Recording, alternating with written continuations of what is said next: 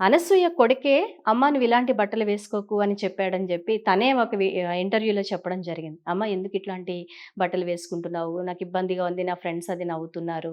నువ్వు షోస్ చేసేటప్పుడు ఇట్లాంటివి వేసుకోకమ్మా అని చెప్పి ఆ పిల్లోడు చెప్పాడట. 10, 12 ఇయర్స్ ఉంటాయి మేబీ అనుకుంటా. అబ్బాయికి ఎవరు చెప్పారని తను అలా చెప్పాడు? నువ్వు చెప్పిన పాయింట్ ఉంటదమ్మా. నేను యాక్చువల్‌గా యూఎస్‌లో ఉండే నేను కొన్నాళ్ళు. అప్పుడు ఒకసారి నేను జస్ట్ 3/4 ప్యాంట్ వేసుకున్నా. నైట్ డ్రెస్ బాగుంది కొనుక్కొని సరదాగా 3/4 ఇంట్లో వేసుకున్నానమ్మా. వేసుకుంటే మా బాబు he was like around 7 years కూడా ఉంటుంది అనుకుంటా వాడికి. వాడు అన్నాడు, mummy I didn't like the pant what you wear అన్నాడు. నువ్వు వేసుకున్న ప్యాంట్ నాకు నచ్చలేదు అన్నాడు. Not even 1 question asked. నేను మళ్ళీ ఎప్పుడు వేసుకోలేదమ్మా. ఎందుకంటే నేను వాడు చెప్పిన దానికి నేను రెస్పెక్ట్ ఇచ్చాను. సో నేను తర్వాత ఎప్పుడన్నా ఏదైనా చెప్పాను అనుకో, ఏదైనా తిరిగి అడిగాను అనుకో, నువ్వు చెప్పినప్పుడు నేను విన్నా కదా, నువ్వెందుకు నన్ను తిరిగి క్వశ్చన్ వేస్తావు అని అడుగుతానికి నేను ఆ రోజు ఇచ్చేయలేదు.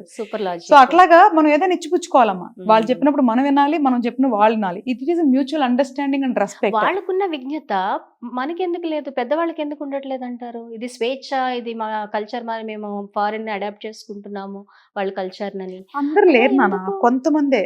అని మనం అందరినీ కూడా బ్లేమ్ చేయలేము. కొంతమందే వాళ్ళ గురించి మొత్తం అందరినీ లేడీస్ కూడా అనలేము. ఎందుకంటే ఇప్పుడు శివాజీ మీరు చెప్పిన సిచ్యువేషనే 90% అమ్మాయిలు సపోర్ట్ చేశారు కదమ్మా. ఒక 10% గురించి ఇంకా మనం వదిలేయాలి.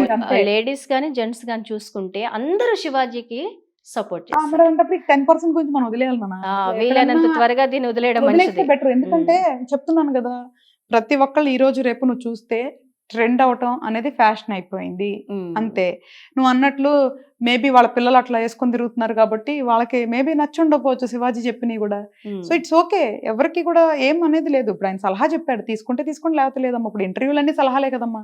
ఇప్పుడు మాలాంటి వాళ్ళు కానీ కొంతమంది కానీ కూర్చునేదంతా ఉచిత సలహాలే కదా. మేము కించపరిచేలాగా ఎవరిని మాట్లాడినంత వరకు తప్పే లేదు. ఏదన్నా తీసుకోండి, నచ్చితే మారండి, లేకపోతే లేదు.